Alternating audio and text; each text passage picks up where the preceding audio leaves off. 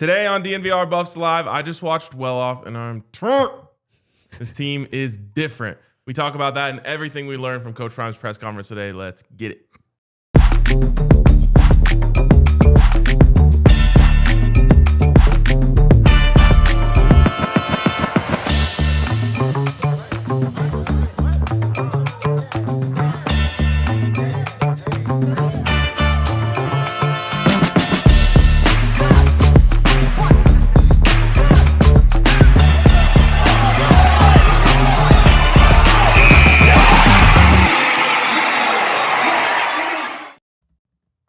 Buff Nation. Let's go. Squad. Coming to you live from the Xfinity studio. It is DNVR Buffs Live. Ending this week on a high note.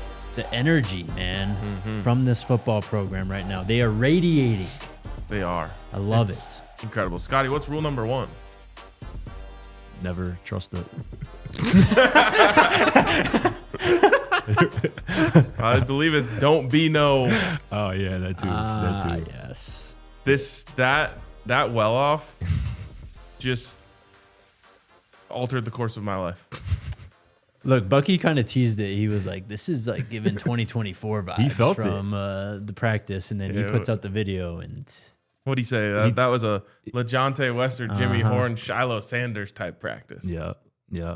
I mean, the vibes are through the roof right now. And I think that's everything you want to see through, 3 spring practices through a week. It just feels and sounds, looks a lot different at practice so far. Yeah. You need that. I was like texting the link to my friends. You have to watch this. let's go, man. It's different now. This team is different. Swear. And we'll play some clips and stuff later. But if you just watch, you could watch the video with a blindfold on and know that it's different. Yes. Because of just the sounds of the pads popping, but more importantly, the sounds of how engaged everyone is. Everyone's cheering on their teammates. Yeah, definitely. Celebrating their achievements. The coaches are chirping at each other. Yeah. That looks like a hell of a lot of fun to does. be on that team right now. Football should be fun. It is. Particularly this time of the year. And I think just as important as these players kind of coming with a different attitude and energy, I think the coaches are bringing a different whole vibe as well. Like, you can't watch a well-off practice video and not hear Dante Carter in the back screaming about something in a good way. Yeah, that's what I'm saying. Like, he be turned, and that's what you need the defensive line room to take on the mentality of. Brennan Marion's bringing the juice. Like Chris Marve, that's who he is. Yep. As a former linebacker and whatnot. So I think the coaches are bringing it just as much, if not more, than the players right now, which is what you need. Absolutely. All right, let's get into it. Let's start off by playing the quick reel. Here's some of the highlights from today's pressers, and then we'll dig into what Coach Prime said, the players, and then some takeaways from what we saw on the field. There's an old riddle when I was a kid that we used to sing and say, he'll be coming on round the mountain when he comes. He'll be coming on round the mountain. He'll be coming on round. That's who he is. And we looking. And we waiting for him to come on around the mountain when you come. But I feel like by the time we snap that first snap at Georgia Tech, he'll be coming on around the mountain. He'll be straight. And we have a couple quarterbacks on the staff, on the roster that can play this game, that can really play this game, and they're applying pressure. Juju was also he was the first player I met here. And he was at our dinner that Friday night, at the very start of it. So he definitely welcomed me here, and I was texting him before I came on my visit. So just the fact that he reached out showed a lot of interest, and the talent that kid has is really crazy. He can make any throw. He's a smart kid, and he's a very very good quarterback. He's a guy that understands the game very well. So it was definitely a good part where, as a receiver, I mean, you want to go into an offense with a good offensive coordinator and a good quarterback. And Colorado checked both those boxes. Points per game. Everybody I interviewed, they averaged over 30 points per game. 30 points per game is our threshold. When we score 30 points per game, we win. When we don't, we lose. When we hold people under a certain number as well, we win. So that was huge. So everyone we brought in to interview, that was that. But I needed toughness, that mentality. It's a much better room. Okay, it's room that have accomplished a lot more. It's a room that is very unselfish. I love these young men. They blend together, but they got that thing about them, man, that they got it. Like they got that thing. They're not jealous of one another. They love the practice. They love the work. Joseph was out there talking junk on crutches. How you doing that? I said, Joseph, why you talking junk on crutches, man? You gonna get hit out here. You know, you're an easy target. He's like, Coach, you know that competitive spirit in me. Like, but I like that. I love it. So that room, to me, is tremendously explosive. You know, when we talk about what we lost, make sure you talk about what we gained. Because we gained a heck of a lot more. I think 3 times more than what we may have lost in the process. And I don't call it a loss, I call it life. This is new college life now, you know. My man Jacket moved on up like the Jefferson. They don't play a lot of man, so I'll be getting a little frustrated. But he's gonna bring a lot of confidence to our defense. You can see it out there already in practice. They flying around, making plays, stripping the ball out. Something that we love to see on the offensive side, knowing that our defense is gonna go out there and make a play.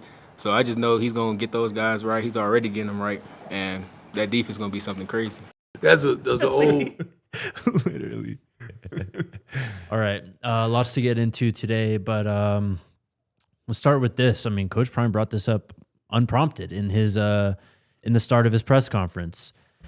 He says, "There's been a lot of talk about our staff. I tell y'all every year the Bible says that thy rod and thy staff, they comfort me. And I feel as though we have the best staff that has been assembled in my tenure by far." Of course, Brennan, Marion, Chris Marve being the headliners, but a lot of staff turnover. Lots been talked about it. Lots been said about it as to why and the reasoning of it all. But you mentioned it off the top. The intensity of practice is just different. And I think that these new coaches have really injected fun back into Colorado football practice.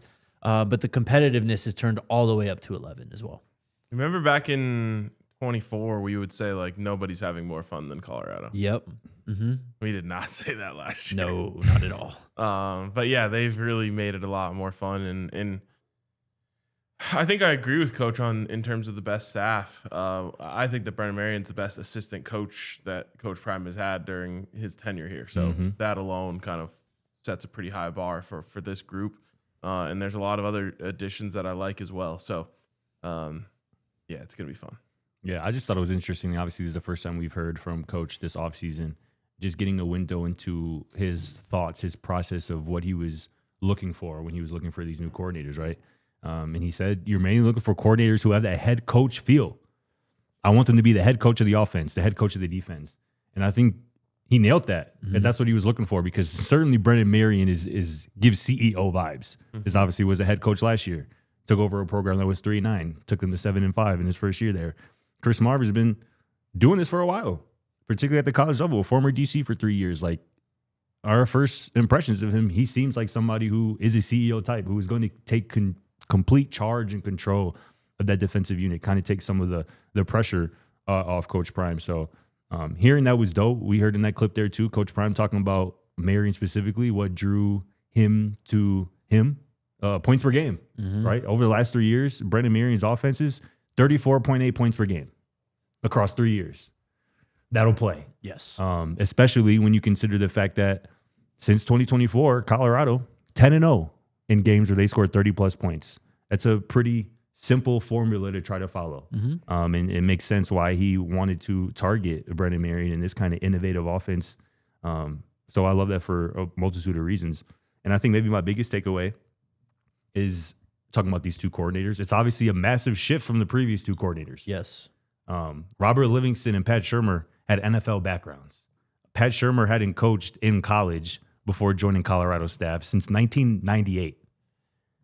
Robert Livingston hadn't coached in college before joining Colorado staff since 2011. That's a 13-year gap. Chris Marve and Brennan Marion combined have 23 years of college coaching experience. Consecutively, exactly right. Like, they were coaching last year. Well, I guess Marv wasn't coaching last year. Right. And that's what I asked Coach today. Was that an emphasis for you to kind of target more of the college coaching background? And he said he didn't want to, I don't think, admit it out the gate.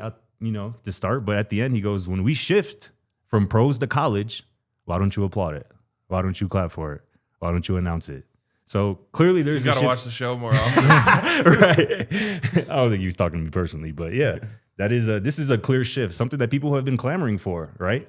There's still a lot of NFL guys and guys with NFL background on this staff, but there has been a clear shift, particularly at the top, at the coordinator level, to get more college experience for this team. Well, and I think it directly correlates to the energy that we're seeing. Yeah. It goes to what Coach Prime, one of the many times Coach Prime has said he doesn't want to coach in the NFL. Right. But he talked about, like, I don't know if I can, like, bring myself to try to, like, motivate some grown man who's making millions and millions of dollars, trying to tell him that he needs to, like, get up for practice. Right. Like, there's a different standard and now some of these guys are making millions and millions but there's a different standard expected of professional athletes where it's like, I shouldn't have to come in here and, like, rah energy coach you guys. Yes. Like, you're being paid. It is in your job description to come in here with energy every single day. And I think that while there are still coaches in the NFL who are going to push for more energy from their players, I do think that it's just expected in a way that maybe isn't fair to expect of 18, 19, 20-year-olds. Now, even though they're getting paid, For sure. they just need to be pushed. And so when you bring in pro coaches, I don't know if they're quite as equipped to press the right buttons the way that they would be now. So, yeah, I think that these young guys, these college coaches that have been brought in are truly bringing the energy because that's what they're used to having to do. Yep. What do you guys... Bears just got a center. Yeah. Garrett Bradbury Congrats. from the Patriots. Nice. I don't know if he's good anymore. I don't know coming either. out, by the way. I don't NC State? Yep. Well done. Thank you. Coach Prime was also asked about the transfer class, right? 60-plus new players, including recruits. He said, these practices have been phenomenal. I'm really thankful and appreciative of what I see now. And if you watched well off, he called today's practice great. Not good, not average, great. And honestly, I can't remember the last time I heard him say that they had a great practice. Yeah. He was complaining about practice all year last year. And the results spoke for themselves. Yeah. And the reason he said specifically it was great today was because of the mentality that they played with. Like guys flying around, like guys talking and chirping. Like we saw Coach Prime mentioned it today. When I asked him, you saw it in that answer there about the receivers, like JoJo on crutches, talking mess to Boo Carter. You know what I'm saying? Like dudes going back and forth. There was some hand fighting today as well that has made the rounds and whatnot. But that's what you want to see. I think that's just a sign of a hungry team, a team that's been lifting weights, that is ready to get out on the practice field, on the grass. And now that they're I think making the most of it, or trying to at least putting their best foot forward. They might make some mistakes, but I think the effort is at 100%, which is where it needs to be. Absolutely. We'll kind of see that and talk about it more once we get to practice highlights and clips too. Coach, of course, did talk about Dominiq Ponder, right? They had I think they're having a vigil that is free tomorrow for anyone to go to. They obviously honored him on the field in Folsom yesterday. Coach Prime spoken about. First off, he mentioned him in his opening address, and he was like, he straight up said, "I can't say his name right now," and it was clear it was hard for him to kind of get through that entire like opening part about Dom. On Dom, though, he said, we're going to have a patch on the jerseys for sure. He was going to wear 7 as well. He will be appreciated, and you will understand his presence this season. He also brought up the fact that he was the oldest player in the room, something we've talked about here, and he was the one kind of running the room from a player perspective, right? Like this is a massive loss, and we'll get to talking about Julian as well, and how he's looked and kind of developed, I guess, since we last talked to Coach. But yeah, just shout out Dominiq Ponder, man. I love the point he made. Rest in peace, Dominiq Ponder, man. I love the point that Coach Prime made today about like this is for all walk-ons out there. Just because you're a walk-on doesn't mean that you can't impact the football team. Yes, because that's exactly what Dom has been doing. Yes, like he said, Coach Prime said today that he was running that quarterback room. And just because you're a walk-on doesn't mean that you can't impact a team in a real way, which is obviously what Dom did, man. Totally. Let's take our first break, and then we'll talk Julian and a bunch more on the other side. Shout out to our friends over at Breckenridge Brewery, the absolute homies, man. They've been rocking with us since the very beginning, and we rock with them as well. Come hang out at the DNVR bar. We got beers on tap, beers in cans. As you know, they got so many different kinds of beers. We keep it rotating here at the DNVR bar. Also, shout out to the farmhouse over in Littleton, man. Again, if you have not been to the Breck farmhouse out there, you gotta make a stop when you come through and check out Colorado. First off, the food is fire. You can try a ton of different brews that aren't in regular retailers, bars, all types of stuff like that. And it's just sick. Take a tour, see how the beers are made as well. But Breckenridge Brewery, man, again, they've been doing it since the very beginning out here. They actually have a beer so good they named a hockey team after it, right, Scotty? Had to.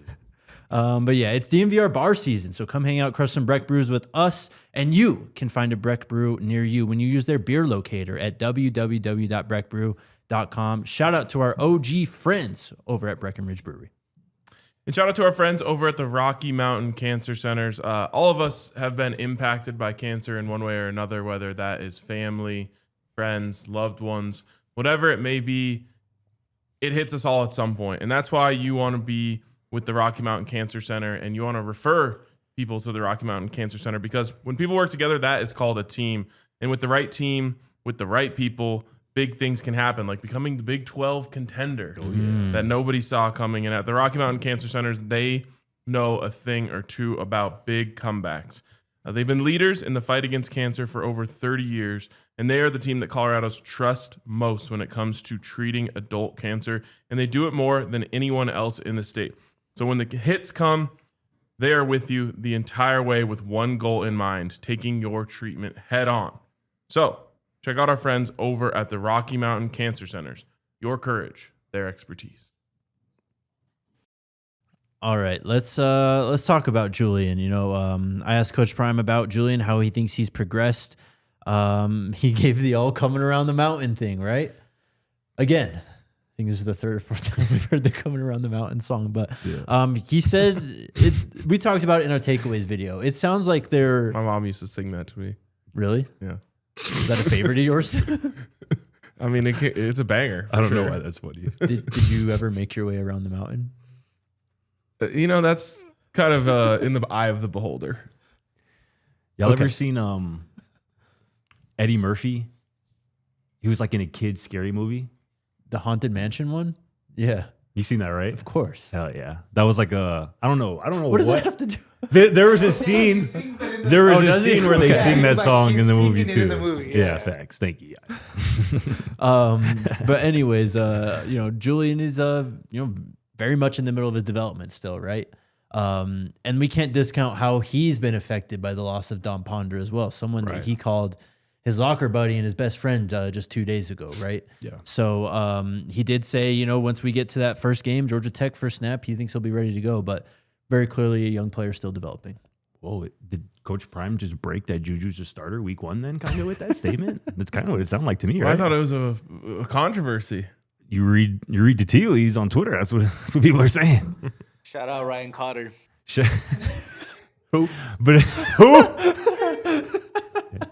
But no, I mean, yes, I think us three were sensitive to the fact that Julian lost a brother, somebody who he literally saw right next to him, right next to his locker every single day, who he saw in his position meetings every single day.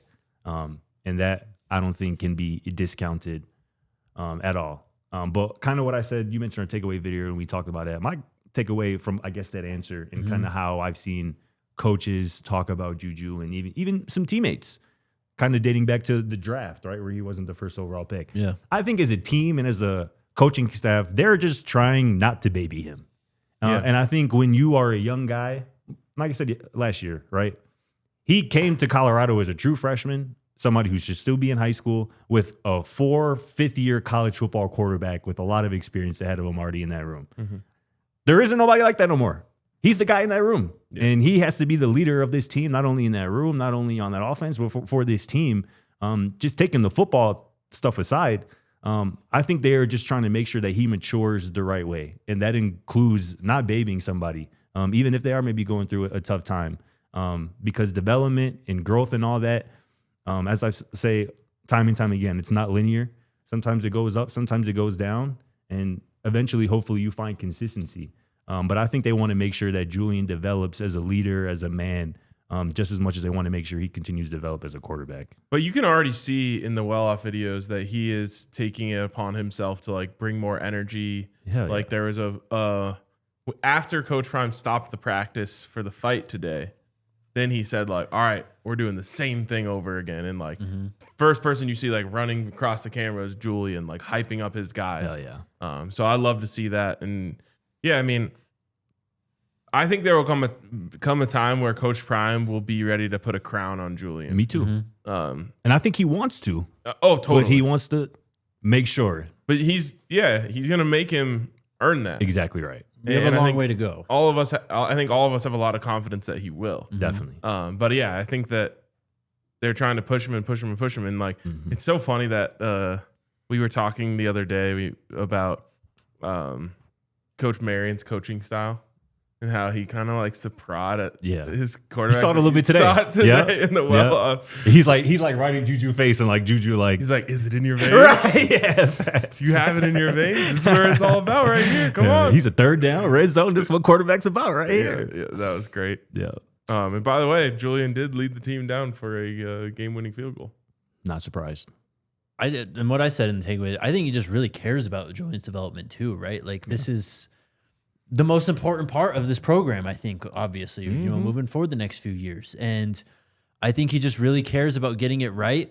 And as you said, I think they are trying to kind of balance that push in him, but also like showing some tender and love, especially with the current situation with Dom right now too, right? Like Julian's been very affected by this very clearly, right? There's only 4 guys in that room. So, but just hearing Cam talk about him, I mean, he's obviously said he was very talented. He said it's just a matter of reps. Danny was talking about him and how he was the first player to reach out to Danny when CU contacted him. When he went on his visit for that dinner, Julian was there. He was the first person he met when he came here. Like, Julian he's doing a lot of the quarterback thing stuff really well right now, right? But it's just a matter of when you're in that position, you kind of have to do it all. Like, you can't slip up, right? For sure. So, yeah, for sure.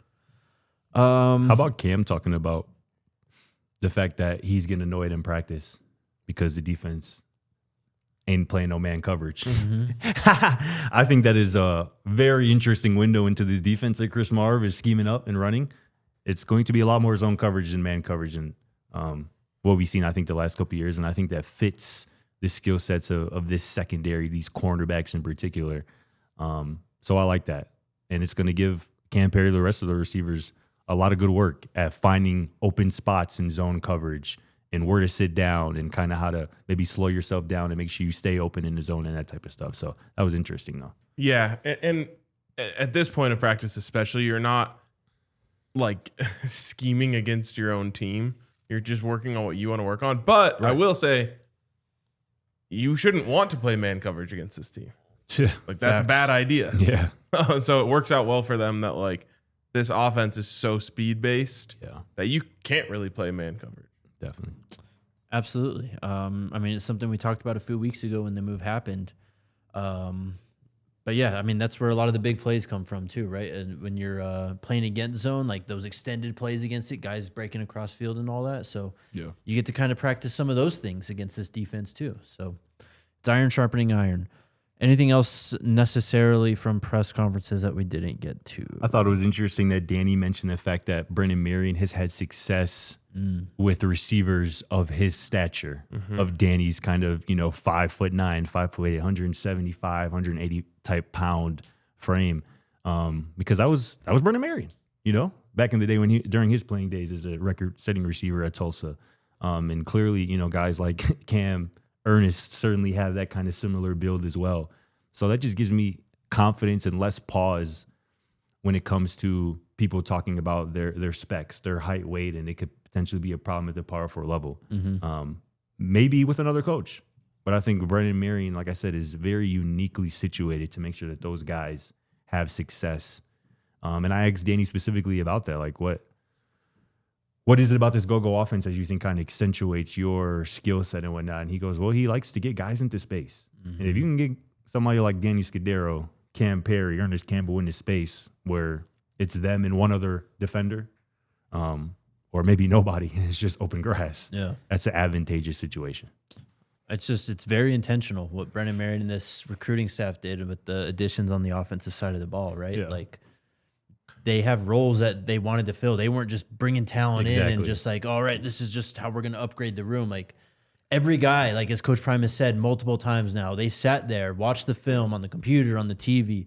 They were very intentional this offseason, and that's how you form an identity and how you form just these roles that are just known by guys that they're stepping in and not, kind of wide-eyed when you enter into a game and you're maybe asked to do something else. Like there's defined rules on this team. Did Cam Perry say he promises no drops this season? He did. Yep. That's a quote. Yeah. That's what he said too. He said, quote me. We just did. That I love that so much. Yeah. He didn't have one last year, I believe. I think there's conflicting reports. He had a about couple. According to Pro Football Focus, he had a few. that. Okay. Those are subjective. According to a different source, he had 0. Yeah. According to Kevin. But regardless, very low. I will remember that. So I hope that I think a lot of people will. we all want him to be right. Yes. I think it takes supreme confidence, I think, to say that too. Oh, that's what 100%. That's why I loved it. Your first time on the podium, and this fan base in particular going write that down and try to come back to that, whether it's comes true or not. So I really have no respect choice that. but to remember that.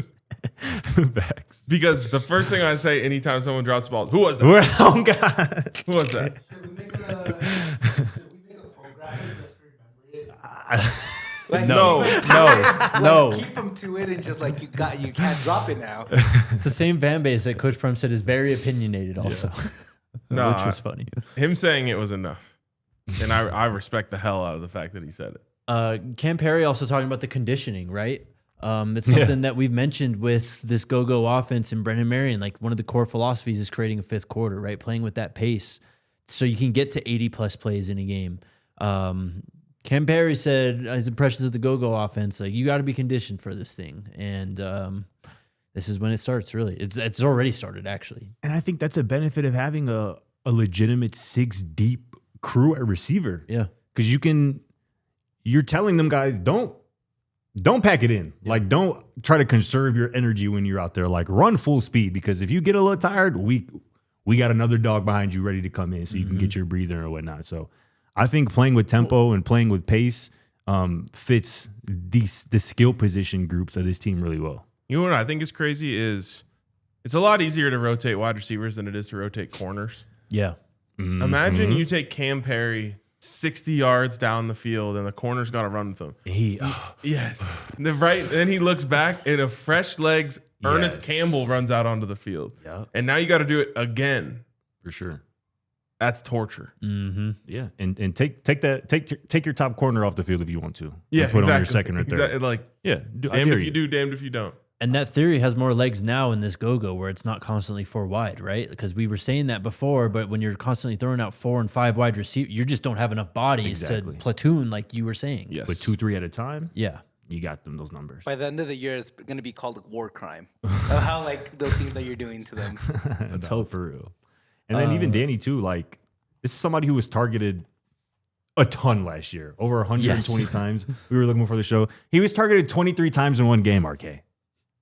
23 times in one game, Danny Scudero. He had 4 touchdowns in that game Targeted. and 180 yards. What a dog. I heard he can't run routes, though. But he was asked today, Danny was like, for somebody who was a target god, a target maven, particularly last year at San Jose State, how do you, what, if anything, changes about your mentality when you're coming to a really stacked, talented receiver room with a few other guys who were expecting a lot of targets? Yeah. And he basically talked about it's an unselfish room and the fact that he wants to see all those guys eat as well. Like when That's what he said, yeah. Cam finished up his presser today, Danny was right after him, and Cam wanted to make sure that he escorted Danny into the room like, hey, this is Danny Scudero, everybody. Like they are locked in, you know what I'm saying? And for sure. That's real friendship and real love that they have for each other in that receiver room. And Coach Prime said it as well. Those guys aren't unselfish. So I think that is going to be a group that kind of feeds off each other and kind of brings the juice for each other every day. I will say, Unselfishness is easy in the off season, Oh yeah. and it's also easy when you're winning. And so I hope that they win because everyone can be unselfish That's when point. the loss column has a low number in it. But as soon as it starts piling up, then everyone says, "Why don't I get the ball more?" Because I feel like good things happen when I get the ball. facts. All right, let's take our next break and shout out our friends over at Benihana, man. What's better than dinner and a show? Not much. Not much at all. I mean, it's the classic, hibachi grill experience you've come to know and love your entire life. But check it out right now at the Denver and Broomfield locations. You can get in for their 3-6-9 happy hour over at Benihana. Again, starting at just $3. It includes some specialty rolls, cocktails, and premium bites. It's from 3 to 6 p.m. Again, Denver and Broomfield locations, but y'all already know what it is.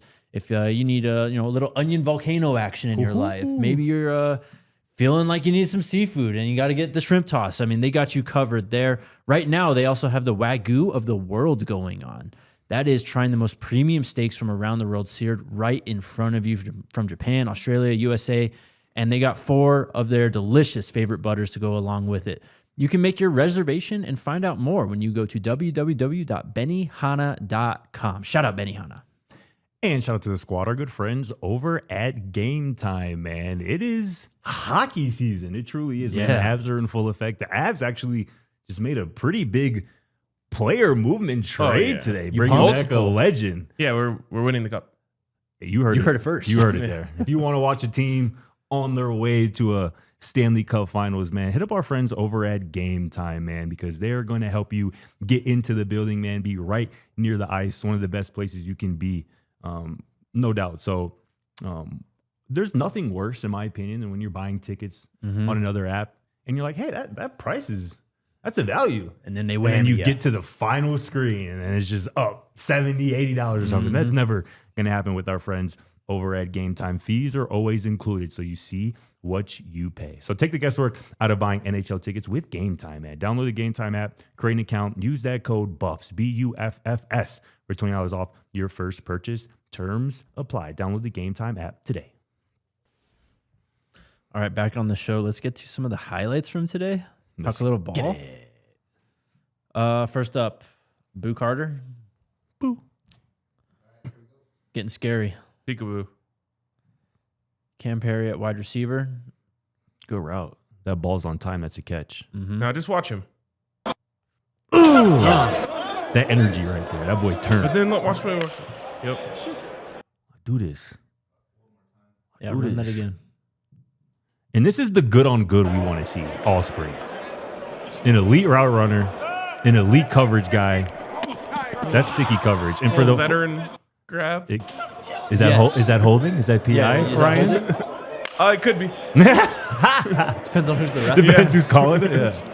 I think that's good sticky coverage right there. I agree. I don't think there's overly grabbing. There's certainly contact, but he's on his body the whole time. There's not a tug. There's Exactly. not a tug of the jersey. For sure. There's no like extension of the arm where he's out extended. He's that's sticky coverage right there.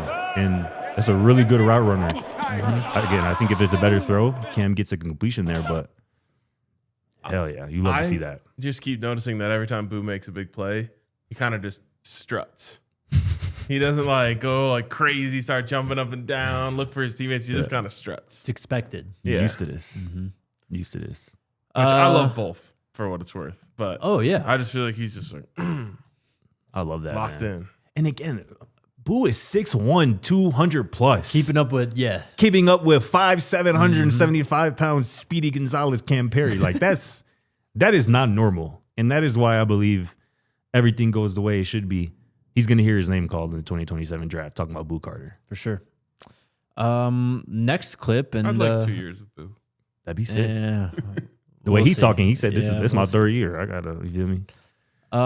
Let's do our Xfinity X Factor. Let's do it. Again, presented by Xfinity. Imagine that. How about this clip today from new Colorado running back Richard Young? And the speed. All the way. Probably would have been a collision in the secondary there with the third level. But Randall would have got there. yeah. I mean, the whole team. Yeah. Johnny Mack, running backs coach. J. Phil. Box. Track Hawk. Marion time. came in at the end. Yeah. One more time. Yeah, that was a violent. Yeah, Rando definitely up. He was like, yeah, you got it, bro. But shout out to Richard Young, man. I mean, this is a guy who I think only has 150 carries in his college career, right? Something like that. I think that's way too high. I mean, 100 or so. He's got 59 career carries. Yeah, so this is a guy who's still kind of green, but he got that first start last year against Florida State, and he's had some impact plays already 3 days through spring football. The visor and the build giving me a nickname. For Richard Young, Master Chief. Man after my own heart, bro. Jeez. Might have to change That's my fire. projected starters now. Yeah, I actually thought about that when he was making that run. Let's go. that's a big individual right there, man. 212 plus weapon. pounds, almost 6 foot. Yeah, man. You get more out of that, he's going to be touching the football a lot this fall. Mm-hmm. Absolutely. That's a Halo reference for those of you who don't know. Yeah. Shout out to Master Chief. Do you ever play Halo? Years just didn't line up. Scotty. Yeah, that was just never a thing really So- in my circle. I only ever played sports video games at my own house. That was me. But when I went to my friend's house, we would play Halo, and I would get murked. Halo 3 is one of the greatest video games of all time. They were all fun, like especially back you play like 4-player with your friends. This is like before Split online screen? play exists. Fuck yeah, bro. Definitely. That's what we used to do all the time. Anyways, I I could was talk more- about Halo all day, but If I wasn't playing sports games as a kid, it would be like fighting games like Mortal Kombat and like Tekken and stuff, okay. which were fire. okay. Yeah, come on, Scotty. Jeez. My bad. That was the Xfinity X Factor presented by our friends over at Xfinity Imagine that. Shout out to Richard Young for being the X Factor this week. All right. Anything else from practice that you wanted to touch on? I mean, again, the guys were flying around. As you mentioned, the sound of practice is different. Yeah, that's the number one thing for me so far. It's that sound is about engagement. The sound is coming from the sidelines. Yeah, dude, you could just close your eyes.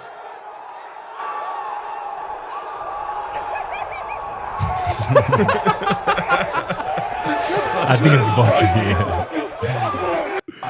Bucky's literally giddy.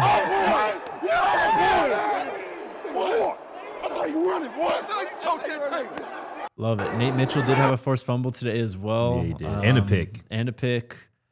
Yeah, man. Guys are flying around. It is more encouraging, I think, than it was this point, week 1 of spring ball last year. Yep. And I think just based off what we can see, which is very limited, Of course. defense looks a little ahead of the offense. That's pretty natural for this time of year. How about Elliot Arnold? Yeah. Walk-off field goal. Let's go. Love that. I forget what they were calling him at the end. Ellie something. Eliante, that's what you call him. Famous jeweler. But yeah, that he hit the game-winning quote-unquote field goal at the end of practice. I love that situational stuff, right? Because you said it was a drive led by Juju to kind of set up that game-winning field goal, Presumably, so to yes. speak. Right. I love the situational football. I know it's big for both of these coordinators. Chris Marve talked about it this week, and I know it's a big part of what Brennan Marion wants to get done offensively. You got to be good in situational football, third down, red zone, that type of stuff. Shoot, So, Coach Prime talks about down and distance all the time for a reason, right? Yep. So, Yep. and honestly, look, that's a part of the reason why the team wasn't as good last year. They just a lot of players weren't thinking as clearly as they needed to, right? And In the important moments. in the important moments, and just simple things too. Yeah. So, okay, you had a player you wanted to mention that we didn't mention yesterday for projected starters. Correct. Somebody who I wouldn't pencil in as a starter, obviously, right away, but I feel like this is somebody who we maybe should have mentioned as we were talking about some depth pieces, talking about the offensive line. Javon McFadden, the Ohio State transfer, who can play guard, who can play tackle, former #1 offensive lineman in the state of Maryland, obviously Jordan Seaton's cousin. This is a very talented football player. And he came to Colorado for a reason. We don't know what that reason was, with his cousin leaving and him coming here. He came here for a reason. And I assume it would be kind of similar to some of these other guys, right, that we talked about with like maybe, Leafau, or the guys coming from the SEC. Like they want to prove that they can be the guy. And I think that's a part of Javon McFadden's kind of DNA. 6'3", 295 pounds, walking around the weight room, talking his stuff. I think as he gets more comfortable, he is going to be a guy who could potentially really play into this rotation on the offensive line. Absolutely, man. He was a blue chipper. Blue chipper. I think we read on the show back then when he committed, one of the reasons why he was looking, or why he entered the portal and why he picked Colorado, he wasn't going to play at Ohio State anytime soon. And he wants to play. And so, throw his name into the conversation at the interior. He was going crazy in the weight room too, wasn't he? Yeah, he was. He's a big boy. Larry Johnson as well. Also getting some work on the guard spots. Yeah. We talked a lot about that, but it seems pretty official at this point too. Anything else from practice before we move on? I'm good. Great week, honestly. Really exciting. For sure. Okay, so we did have a commitment earlier this week that we didn't really get to talk about. Jared Merck, former Bowling Green wide receiver, has joined the team, or is committed at least. I don't know if he's actually joined the team yet, but this is kind of an older player, a more experienced player. He appeared on Bowling Green's roster in 2023 as a true freshman, only played in one game, redshirted, and then played in all 13 games as a redshirt freshman, primarily on special teams in 2024, played in all 12 games again last year, primarily special teams, but 6'2", 190. Someone else to just kind of round out that receiving core, and another player who's probably going to end up joining practices sooner rather than later. So, yeah, I mean, depending on enrollment and all that, obviously. Another body for that receiver room, which is important. And also another addition to the list of teammates, right? Former teammates with Gideon, ESPN Lampron at Bowling Green. What are his specs? Because he seemed like kind of a taller. He was 6'2", 195, I believe. It's not bad. It's not bad. So 190. Cool. All right. Next. Do you have the ESPN list of quarterbacks pulled up, Scotty? I stopped reading this article because you told me Scotty not has to. every webpage on the internet. I got whatever you need me to pull up. Any crashes today? So any of people out there who might be given anxiety by how many tabs or folders or anything people have open up, never look at Scotty's computer. This is pretty light too, honestly. This is a light day. Yeah, you can still see the logos. Right. Drop in the comments. Are you a tab collector or are you a tab dropper? I want to know, this is... and is there more? No, this is all. This is everything. Yeah. So I said this is light. There's at least 40. I was gonna say 35. Yeah. Nah. Like on this screen right here. Yes. No, this is like 20 something. There's no way. Let's count them. I'll count them out. You talk about. Yeah, I've never seen a person with more tabs open in my entire life. All right. So ESPN's Bill Connolly yesterday morning posted this titled Pre-Spring Quarterback Rankings for all 68 Power 4 college football teams. So pretty self-explanatory, right? He ranked all 64 starting quarterbacks, or who he at least think is going to start at quarterback. The first name being C.J. Carr at Notre Dame was kind of jarring to me. Did that surprise you too, or not really? In terms of the best overall, yes, but he did some stuff last year that I liked. You want the count? I'm gonna guess, final guess, 29. 50. What? Yes. There's these up here, bro, or 50, bro? All of this? Yeah. There's 50 of those. You don't need 50 tabs, bro. I don't. That just made me rethink some things. I ain't gonna lie. 50 is kind of crazy. There's like 11 ESPN. How many unread emails do you have on your phone? It's also a light day. Imagine on a heavy day. I think I was assuming it maxed out at 50. Well, he closed some yesterday, remember? Because his thing actually crashed. 50 is kind of crazy. That's got me rethinking some things. How many unread emails? Unread emails, I have 36,037. Unread emails. 391. Don't email Scotty if you ever need anything. Don't email me either. Well, we're not emailing. Me either, actually. Don't email me. But apparently, at ESPN's Bill Connolly, I'm not very CJ surprised. Slightly surprised, I'd say. that was interesting. He kind of balled last year, bro. Sure. Look, people were dogging on Notre Dame and stuff, and they didn't play a great schedule, but they blew the hell out of blew some teams out like crazy. Pause. Whoa. They got Julian Sayin at number 2, Trinidad at 3, Arch at 4. Number 2 is worse than number 1. I'm sorry. Okay, wait. Sayin? Yes. I actually saw some people talk about him today saying that, like, I don't know where the Sayin hate is coming from. Like, if you watched him last year, like, he was really good. I didn't watch them too closely, so I don't know. Okay. But Sorry, I was counting your tabs. What is this list? Bill Connolly ranked the 68 Power 4 college football quarterbacks. He ranked them 1 through 68. Based on a lot. Based on stats, trends, and recent performances. Okay. And Bill Connolly, it should be noted, he's the S&P Plus guy, so he's going to throw some analytics and stuff in there too. Do we have a guess of where Colorado's QB1, Julian Lewis, is on this list of 68 quarterbacks? And for what it's worth, Brennan Marion's former quarterback, Jaden Maeva, is number 5 on this list. Wow. Where do we guess Juju is? 1 through 68. I'm going to guess he's in the late 40s. I was going to say 49. Yeah. They are overly sleeping on our guy. Overly sleeping on our guy. 68? That's how many there are on this list. No, is he 68? He is close to 68. 66? Ridiculously close to 68. They have him 62. So who are they saying he's better The than? only quarterbacks they're saying he is better than is Mason McKenzie at Boston College. Who? He was at Saginaw Valley State last year. Okay. Alessio Milovicic, who's the quarterback at Michigan State. Who? Jeremy what's how you say that? Heklinski? Jeremy Heklinski or Hank Brown. Oh, we got an or. Either of the Iowa quarterbacks. Cole Ballard at Kansas, Ryan Brown at Purdue, and Davis Warren at Stanford, who they got as the worst quarterback in college football. Wait, my guy? Shout out Davis Warren. Your guy is Davis Warren? He Former played Michigan. at Michigan. 62 is absolutely insane. Yeah, that is. Absolutely crazy. Can we start going up? Sure. Who's Right in ahead front? of them, they have Gio Lopez, who was at North Carolina last year. He's Okay. now at Wake Forest. Oh, they have a true freshman over him? A dude who has never played before, Jared Curtis, Vanderbilt's quarterback, ahead of him at 59. They don't even know if he's going to start. They got Aiden Childs, Northwestern's quarterback, at 57. Oh, please.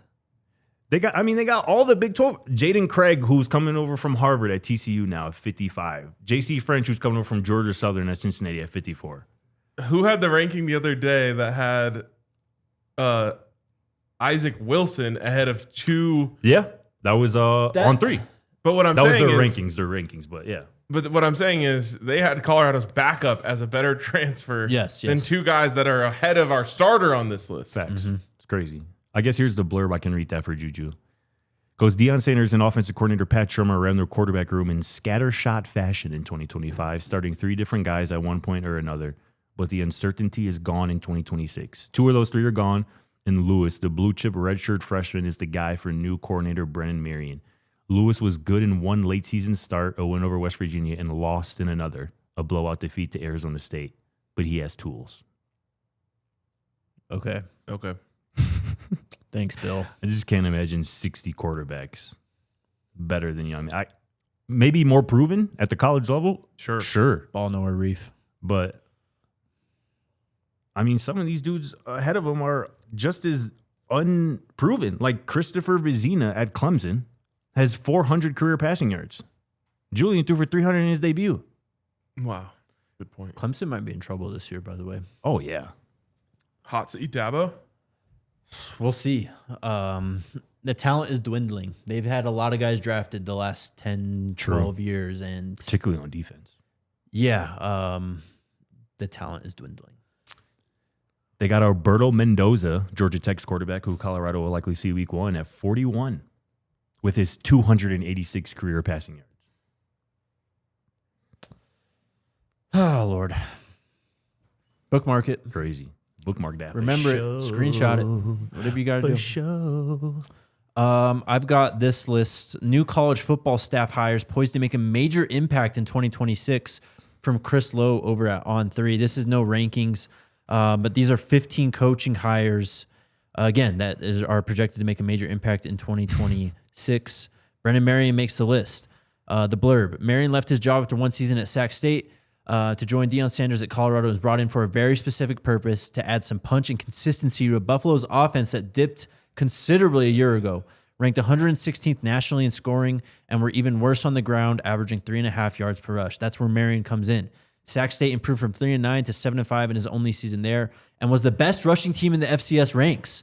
Marion wants to make quarterback Julian Lewis's life easier in his go-go offense with a legitimate running game, and that is the plan. Hell yeah.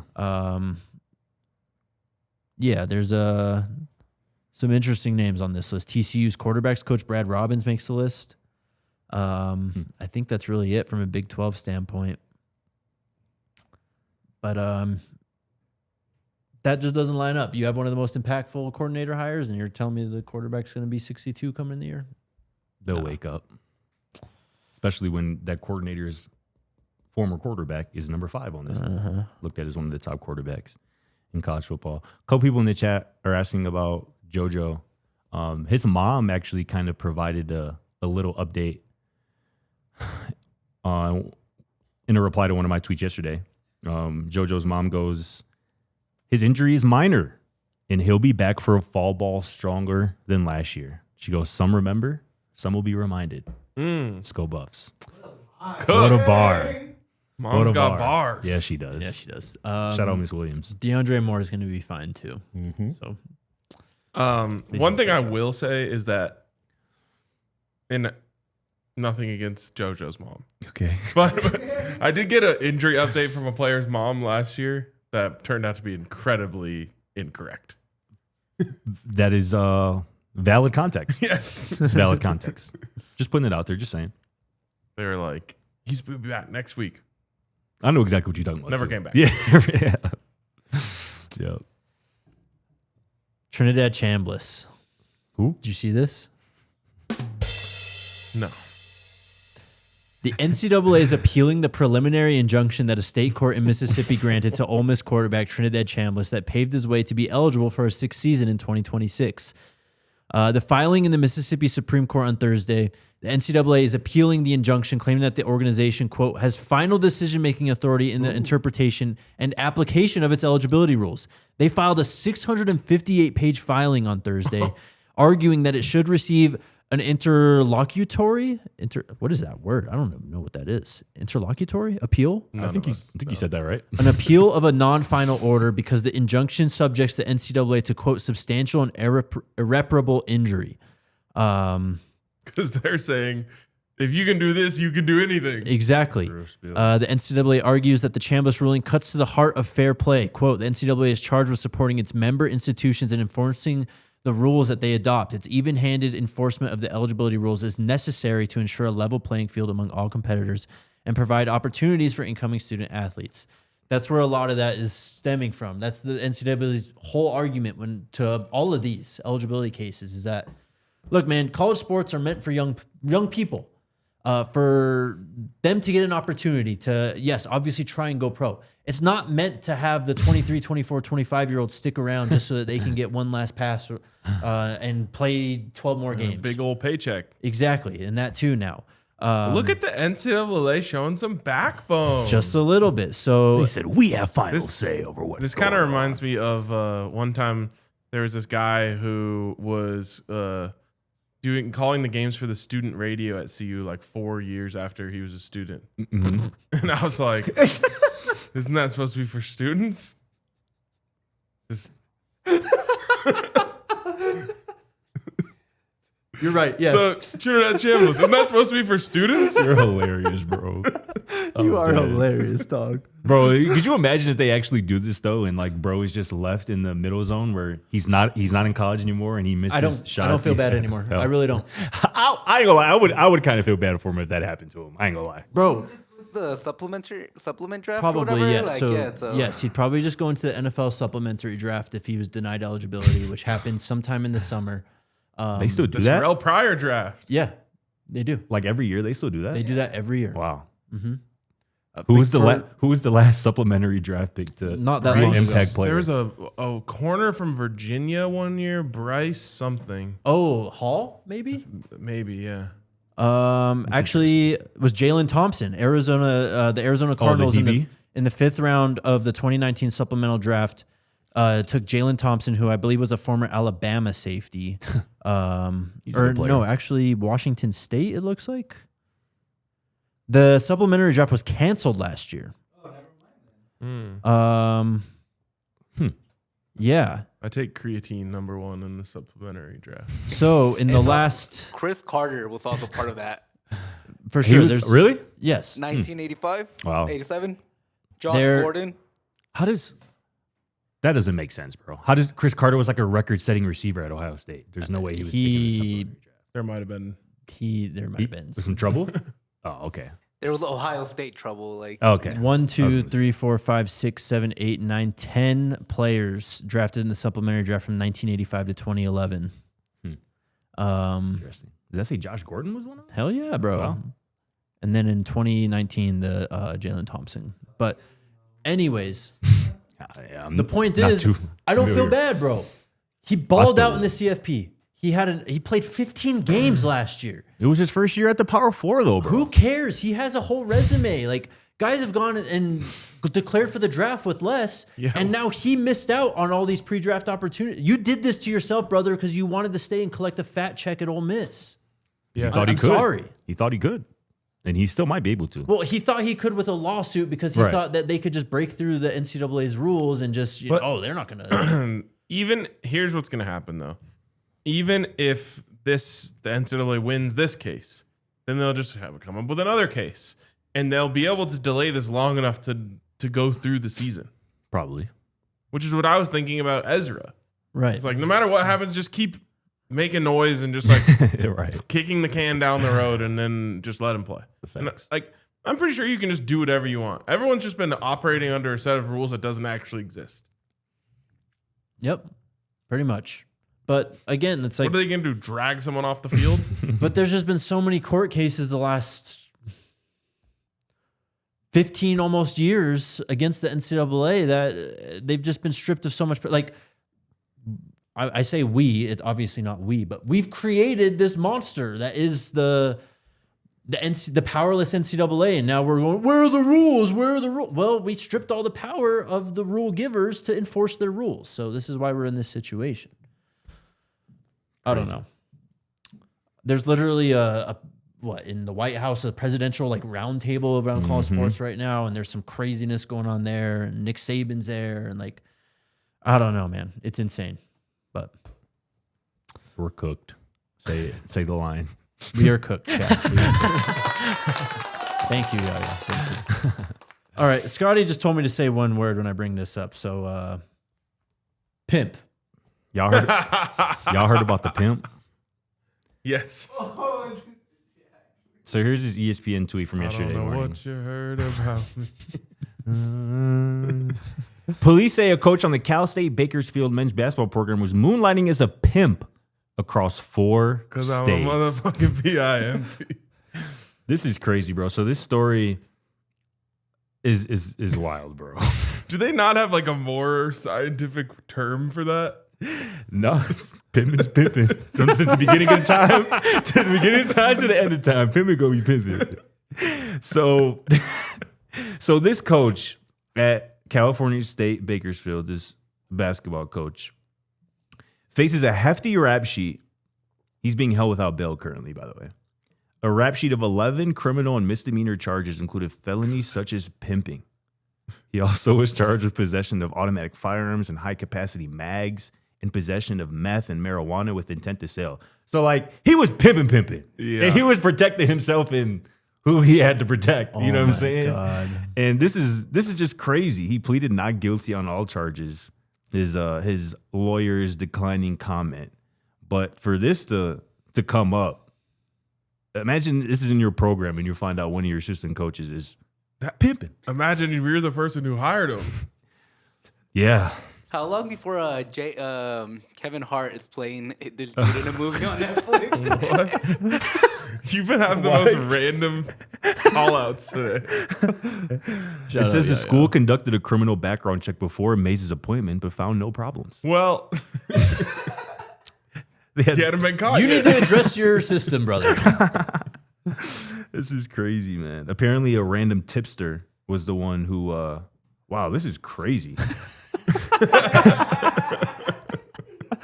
Wow. It says Mays told the tipster he was a professional gambler and that he allegedly threatened to take away the tipster's child if the person exposed his activities.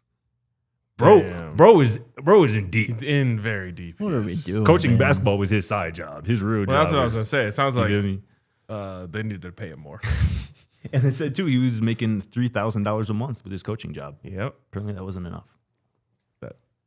What a time college sports is going through. It's unbelievable. Crazy. But practice is back, and it's pretty fun at least. So. And we might get to watch. Sounds like we're going to watch a practice Oh, here yes. soon. Best news of the day. Yes. Best news of the day. Coach Prime says we will at some point get to watch a practice Yeah. this spring, and I can't wait. It's the spring game. Surprise! No, come on. No. Oh, man. Super chats. First off, shout out to everyone who became a member and has joined the Supporters Yes. Club. We've seen a lot of those in the chat today. So shout out to y'all. Shout for out joining up. specifically to Bradley, who has been watching the show. Yes, A he real has. watcher. With the $20 super chat too. He says Friday vibes. Scotty gonna enjoy that 3-0 meatloaf. RK gonna casually rip off 95-pound curls, and Jake gonna have a mild panic attack about oversleeping. I can't wait. LFG 2026 gonna be epic. Let's go, bro. I'm going Appreciate for the you, Bradley. Hunnits this weekend. That is Let's somebody go. who watches us every day, and we appreciate you deeply, my guy. Hell yeah. Real spill. Heaven's Demon says, "Is it just me or did Juju get taller? What did you think 2 days ago?" I see it. Yeah, I mean he's just 18-year-old kid. Yeah. I would say he's like 6'1" now. I think he admitted during the presser this week, he was like, yeah, if you're a 6-foot quarterback, you got to always be working on what you call it. But I think he's like 6'1" now. I saw a little height. All right. I mean, he doesn't look small. I'll keep No, he saying doesn't. that. He Nope, does. But never has. all right. Shout out chat, man. What a fun week. It's so nice to have football back. Damn, And, is San Diego really the home of pimpin'? Is that where pimpin' started? Damn straight. What? Like he know. No, I do. You dead? Like actually, it is. I don't know. I was just talking about my SDSU.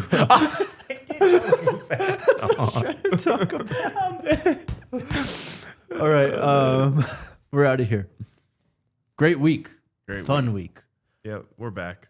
We are back. We will be back on Monday at.